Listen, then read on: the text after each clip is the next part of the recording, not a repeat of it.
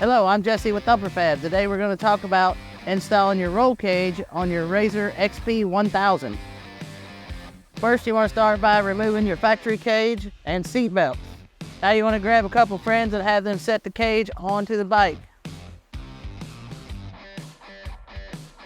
Now that you got your cage set on there, you want to go ahead and start tightening all your bolts on your main roll cage. You had the bolts in the front, the bolts in the middle, and the bolts in the back.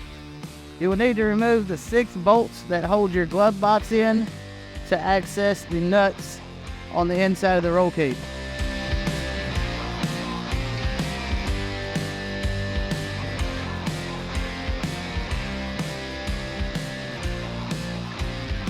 Okay, now that you got your Thumper Fab roll cage installed, it's time to put your door latches and all your fenders back on.